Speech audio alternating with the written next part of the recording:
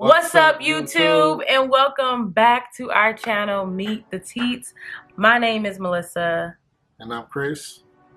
And we are back with another Faith-Driven Fridays. One of our favorite days of the week because we get to break open the Word of God with you, talk to you about things that we've been dealing with, things that we've been going through, and how we've used the Word of God to help us get through those things. So today, we're talking about the storm. The storm. So, have there ever been a time where you felt that everything, your whole understanding was tested, your faith was tested, your spirit was tested, just your whole understanding was your just patience tested. Was tested. Yes. Yeah. So I know for a fact, Melissa and I both have. We're gonna talk about times that you felt as though you were trying to live right, you were trying to do right, give yourself a guide and just down the straight path that He leads you on. And you were tested. Yeah.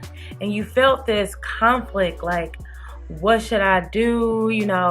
I'm trying to live right, like Chris said, but things is just not working out. It seems like everything has got me backed up against a wall. What should I do?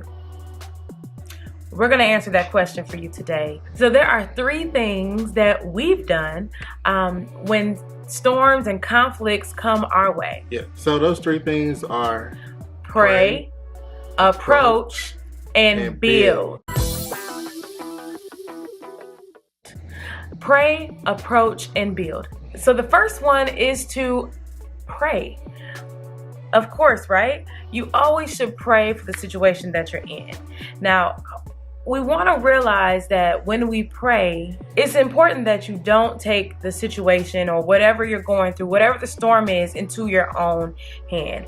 You want to realize and know that the battle is not yours, it's the Lord's. Now, I want to read you Ephesians 6:12, and it says this: "For we are not fighting against flesh and blood, but against evil rulers, against authorities of the unseen world, against mighty powers in this dark world, and against evil spirits in the heavenly realm." So right there in Ephesians, it tells us that this battle that we're in is not against flesh and blood, but it's in the heavenly realms. So in order to tap into the heavenly realms, you have to pray. You have to communicate with God. Let Him know how you feel about the situation, and let Him know that you're trusting and believing that He is going to take care of it. Number two, approach. So anytime that you approach a situation of conflict, you want to come into the situation humble. Yes. Come in with understanding, not only your thoughts and opinions, but also the thoughts and opinions of others. Mm-hmm. And you also have to realize that there might be times where you are wrong, and that person that you are having a disagreement with is right. Mm-hmm. So you always have to humble yourself in any time of conflict or things of that nature, that you want to come into the situation humble. Yeah. Always. And always trust and believe that God has everything under control. Yeah. And just knowing that God has things under control should humble you in the first place. Yeah. Knowing that, okay, I don't have what it takes to calm the storm with my own power, but it's going to take the power of God to intervene and to take care of the situation. That right there in itself is humbling. Just knowing I don't have it. God has everything that I need to calm this storm or to get rid of this situation or whatever the situation is. So like Chris said, go into the situation humbled. All right. So last one, number 3. Okay. Number 3 is to build. Build a solid and firm foundation. Now, whenever you're building anything, Chris has been in the trades and construction for a long time. Okay. Oops, this thing is talking. Okay, my Bible was talking to me. Chris has been in construction for a long time now, and you can tell him, right? Yeah, for sure. If you're building a house, you always have to build anything on a firm foundation. You can't have a foundation built on sand. Right? Because that's just a given. Yeah, and it's definitely gonna sink if your foundation is built off materialistic things, or your foundation is built off what other people think of you, or if it's not a firm foundation, as believers, our foundation should be rooted and grounded in Him, in everything that we do. And as storms come, if your foundation is solid, if your foundation is strong, when storms come, you won't be knocked down and knocked over and tossed around so badly, because your foundation is solid, it's firm,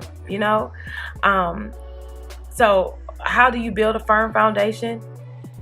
It's getting in the Word of God, getting connected with the church that has a solid community that you can fellowship and praise God with other believers. That's how you build a firm and solid foundation. It's all about having someone that'll hold you accountable for your actions, that whenever you are walking in flesh, they will check you. Yeah. And that's what it's all about. We have to learn to do that as Christians. We have to learn the basis of accountability, and building that firm foundation. And that's where it all starts. It's all about your foundation. Yeah. And speaking of accountability, sometimes you may have to run it past somebody. Like, okay, I'm feeling this type of way about this situation. Am I thinking of it like in a selfish way, or am I thinking about it like, am I coming at it in a way that is not very humbled? And having that accountability can really keep you on a straight path, keep you on a narrow path, keep you grounded, and that can definitely build your foundation. So pray, approach, and build. One more time. Pray, approach, and build.